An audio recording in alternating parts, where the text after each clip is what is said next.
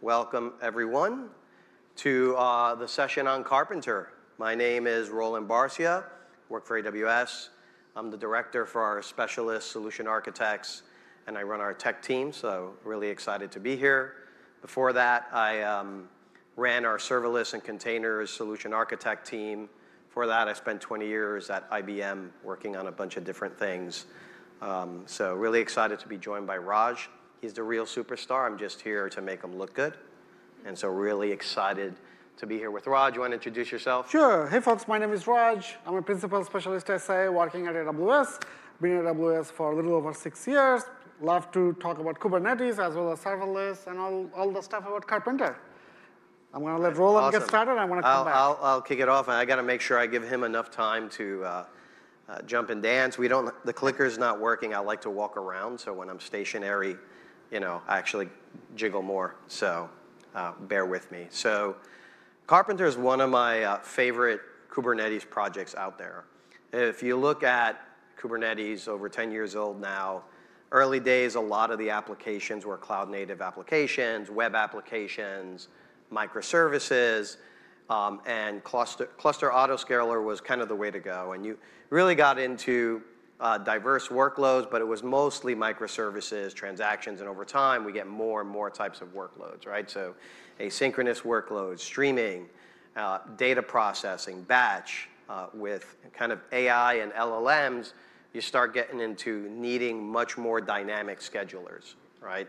And with cluster autoscaler, you basically had different abstraction layers, right? So you had to work with the Kubernetes object, then the specific underlying infrastructure, so it could be autoscaler for AWS or the equivalent for your cloud provider or different scaling things on-prem, et cetera.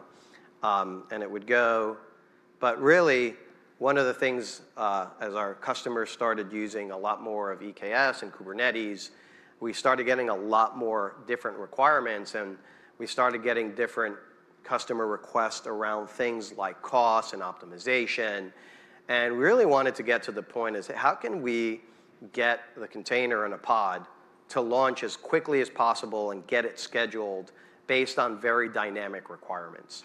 Because we had a range of customers, some of them building lots and lots of little clusters, but always had multi-tenant customers that are maintaining different types of nodes, different types of isolation requirements, much more new generative AI requirements, like, hey, I want access to a specific GPU. If I can't get a GPU because it's not available, do you have equivalent infrastructure I can try to run at different costs? So all these kind of requirements just started getting more and more dynamic. And so one of the things we did is like, how can we launch? All right, we got a pending pod. I want to be able to use Karpenter, go right to the VMware fleet, right? How can we get as quick as possible there? And that's really the simplicity idea behind Karpenter, is how can we get kind of that pod scheduled as quick as possible. And then we have this notion of a node pool. So node pool kind of gives you your configuration. Say, I have a particular workload. This workload can run on, and I'll show an example, and then Raj is going to go much deeper. I want to run a particular type of hardware, particular type of silicone. And then we have a node class, which kind of maps it to the underlying infrastructure. It could be an EC2 node class on AWS, could be the equivalent on Azure, et cetera. But we want to be able to get that. And then there's a node claim. That's the running instance, something that you monitor, et cetera, behind that. And so Karpenter is a CNCF project. We donated it. We built it initially at AWS. We donated it. We know it's been adopted by other cloud providers to be able to get these dynamic requirements going. And so we're really excited about that. It's actually part of kubesig autoscaler, so it's part of the Kubernetes project itself. And so you can get Karpenter. The core has been donated to Kubernetes, and then different providers have implementations of node classes and things like that to be able to implement that behavior. A little bit more. One of the things that was also important is when you're trying to launch something as quickly as possible, you still want to control cost. You want to control the amount you're paying. So the first thread kind of comes up and looks, and there's a pending pod. I got to find a place to run this thing. What are the rules? What is the node pool telling me? Then it actually goes and tries to find that instance. But then there's another thread that's running in the background that's doing things like, okay, this node over here, this node claim that's running is like under capacity. It's only half being used. Let me do things like spin up a brand new node that's smaller, move the pods over, or I have a bunch of pods spread across a lot of nodes that have a lot of capacity. Let me bin pack, take pods, move them here, shrink the number of nodes. So it's constantly optimizing in the background. And so that's what we really love about it. It's like, okay, I'm able to get the pod scheduled as quick as possible, get it to the node based on my rules, and then I'm able to then optimize for cost. Right? That gives us the ability to support a lot of different workloads. The ability to say, hey, here's a node pool for this workload. That's GPU accelerated hardware. Here's another node pool, but a lot less configuration. In the past with autoscaler, right, you'd have to have like very static mappings. Here, I'll show you an example of a configuration and then go deep. Another thing, and I told Raj I wouldn't go deep here because this is one of his favorite features about Karpenter. He loves the ability to automatically update AMIs and things like that and push out and roll out new features and new updates. And Karpenter really does help around that. So we have the optimization, also does some security stuff as well, right? Depending on how you set up your node pools, you could actually segregate things by namespaces, or you can put workloads on one set of nodes, workloads on another. So very dynamic behavior. And so, like I said, Karpenter is part of Kubernetes OSS, part of autoscaling SIG. You can have different providers. We're really excited about it. Let's look at a quick configuration and how it looks. This is where I like to kind of walk around. But what you see is on top is you have this node pool that's been defined, and you give it some requirements. Okay, for this particular workload, this type of workload, I have a particular instance category, and here you say, hey, launch to me an instance in the C class, M class, R, T. So these are different instance types that exist in AWS, for example. And actually, it'll go find the best one at the cheapest cost. And then you could actually say, but I don't want nano, micro, small, medium. So you have a lot of rules here that you can really get fine-grained and say, hey, I want large or extra large nodes or above to be launched.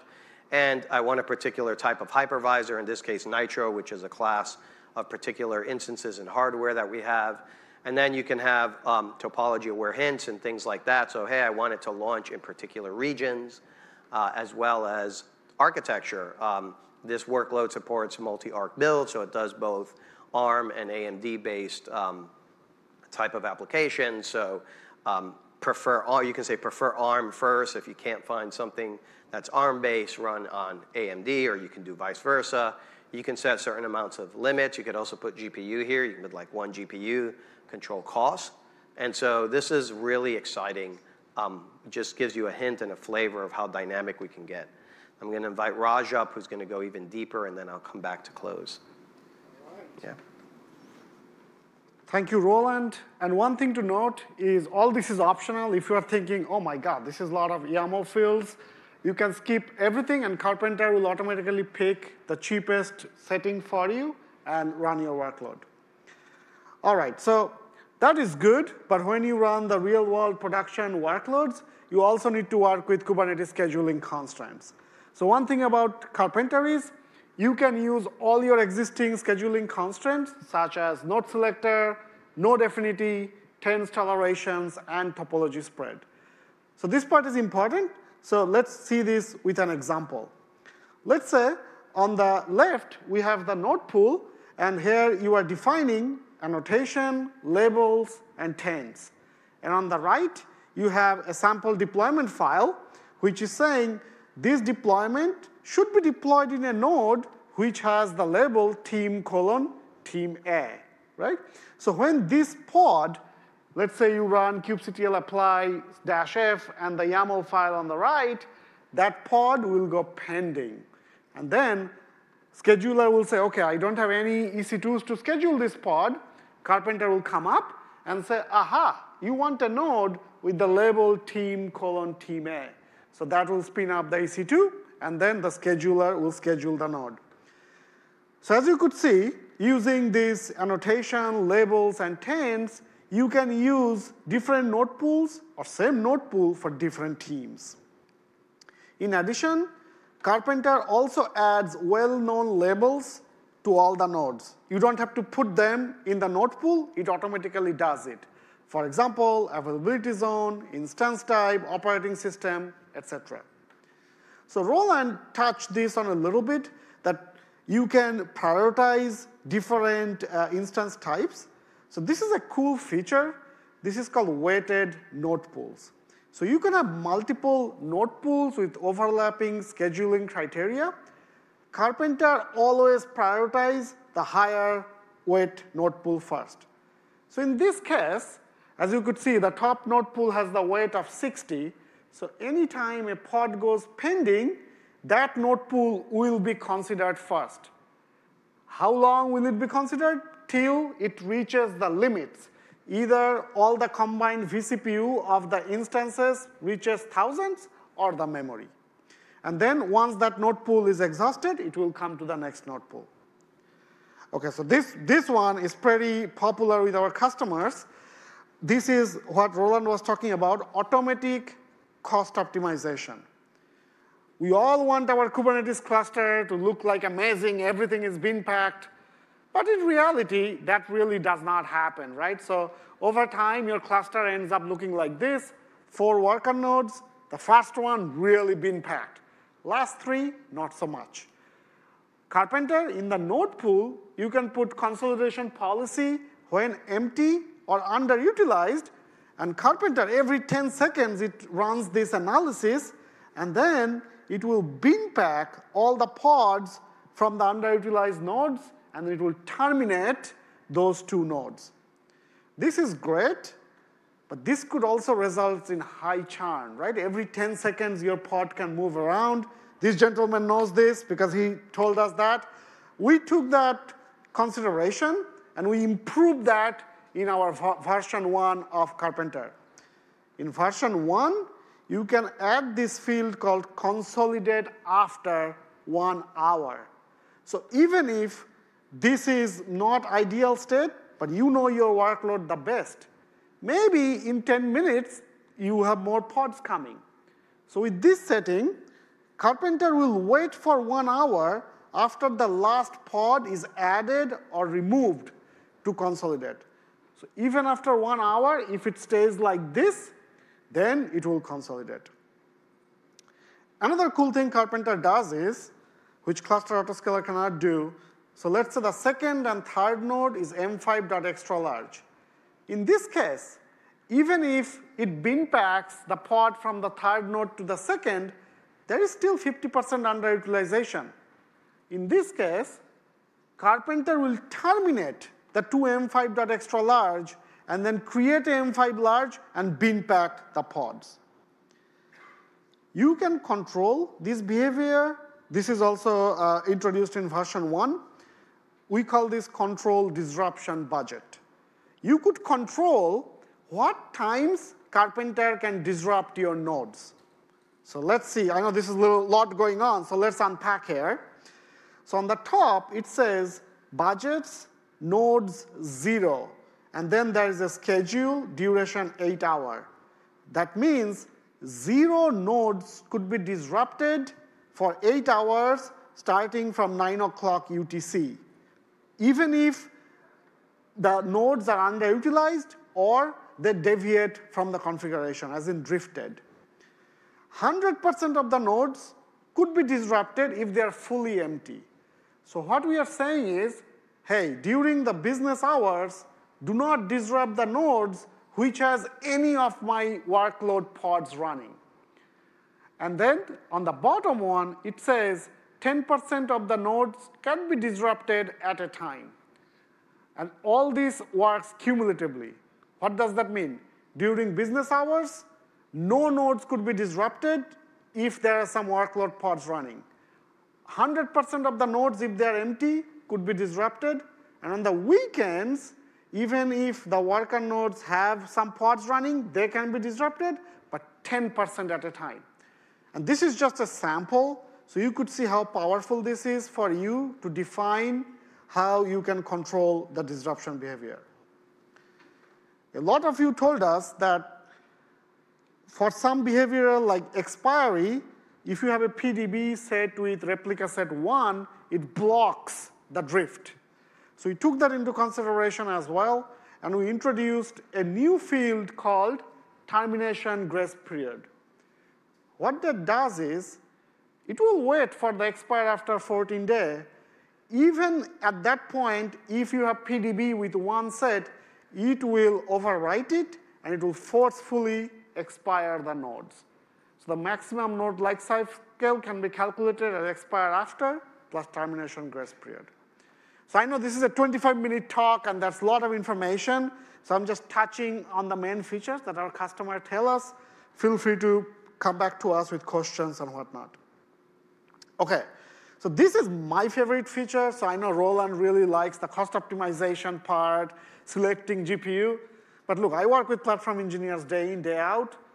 One of their biggest pain point is upgrading the Kubernetes clusters. Karpenter helps you there by giving you a lot of choices. So I saved most amount of time for this one, OK? So Karpenter is native Kubernetes principles. So work on native Kubernetes principles. It's always reconciling what you define in the node pool versus what is running. Let's say in this node pool, you are saying, I want M5.large. Great. Tomorrow, you say, I am switching to C5 large. Karpenter runs this reconciliation loop every 10 seconds, and then it says, oh, the actual EC2 or virtual machine has deviated from the desired type. Karpenter will create a C5 large instance, cordon and drain the M5 large, and move the workloads over. Why is this important? This is applied to your machine image or virtual machine image as well. On the left is the v1 beta 1, which did not have that much flexibility. On the right is the node class for v1. I'm going to explain this in a little bit. Here you can put alias, this term, colon, the type of AMI family, like Amazon Linux 2, Amazon Linux 2023, Bottle Rocket, Windows, etc., @ version. So of course, we all start with @latest.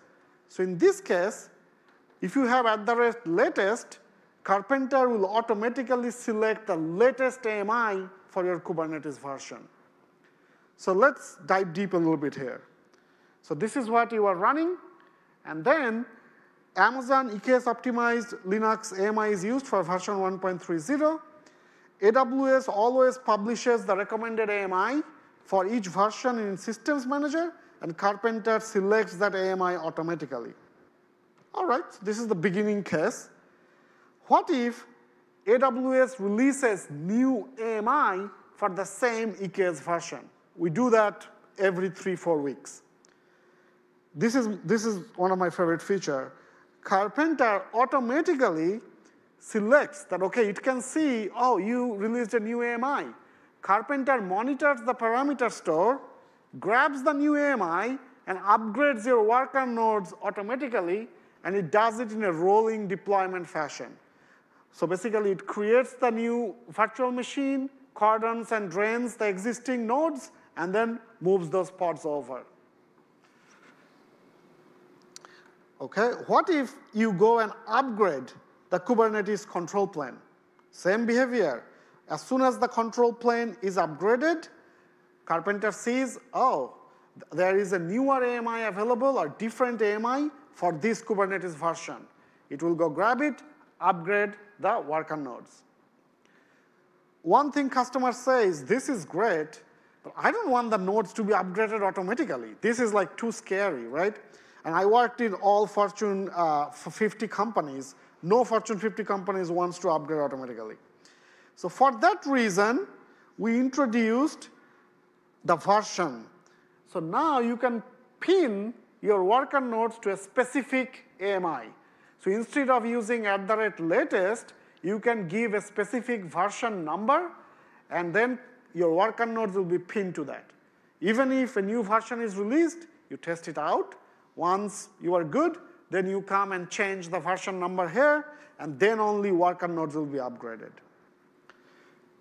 Karpenter also supports custom AMI. So you can select custom AMI using tags, names, or IDs, and they work exactly the same way as the other one, but you just have to put the AMI selector one.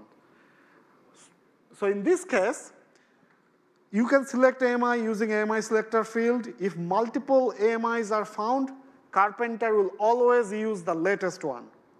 You do have to be a little careful. If your conditions satisfy no AMIs, no nodes will be provisioned. But you can run a Karpenter, the describe node class command, and it will show if it is selecting anything. So that's a good way to do that. See, a clicker would be handy, but I'm getting my cardio. And you can also inject user data with the custom AMI. So you have two options here. Let's say you want to use a custom AMI with the ID AMI 1, 2, 3, but then you want to inject the user data for bottle rocket. So you could do that, or you could totally inject your very own user data. So there on the bottom, you are saying AMI family custom, but AMI selected terms with ID AMI 678. So in this case, if you are running this at the cluster, at this point, you all know the answer to this. The AMI will be AMI 1, 2, 3, and the user data by default will be injected from the bottle rocket AMI. All right, so with that, those are the core features. I'm going to invite Roland back up to the stage for the summary.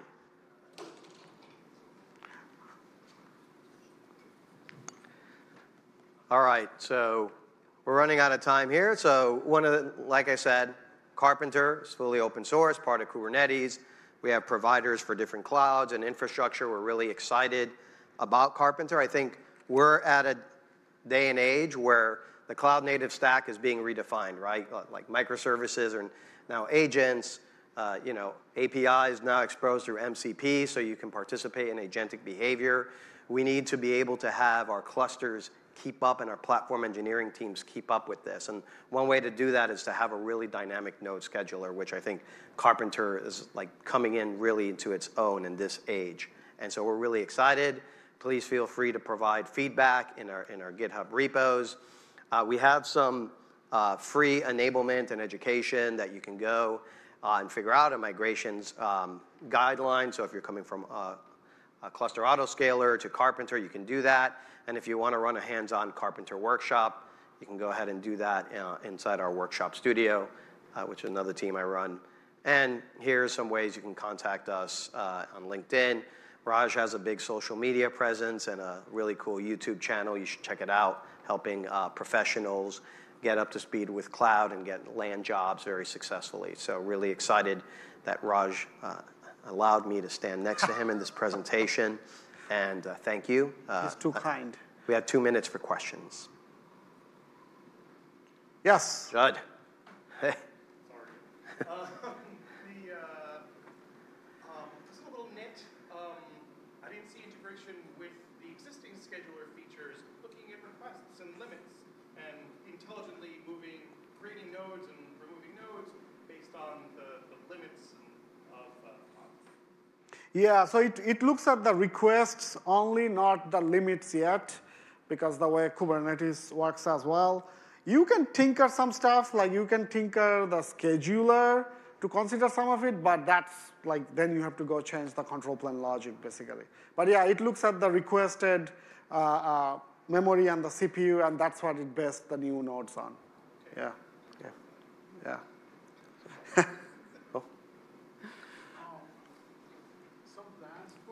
Azure, you mentioned Azure and GCP and what else clouds are getting when they can. Azure is out. So I actually ran a workshop in last KubeCon in Salt Lake City where we ran the workshop for both AWS and Azure. So yeah, like you can go check out the Azure part. It should be running. GCP, I'm not sure yet. Yeah. They might already released, but Azure for sure is out, yeah. Yeah, maybe this is a deeper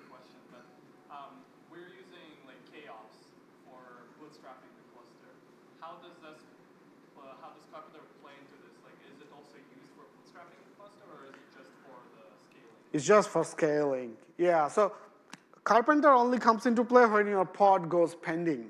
Okay, then it scales it, and once the pod goes on to the virtual machines, then it optimizes it and upgrades it, but it doesn't do the bootstrap part. However, you can install Karpenter because it's a controller, right? So you can install it during the bootstrap using Terraform. If you're running like your own infrastructure, like you need a node to actually run Karpenter on. Some cloud providers have it inside the control plane. Some types of configurations like that. So, yeah.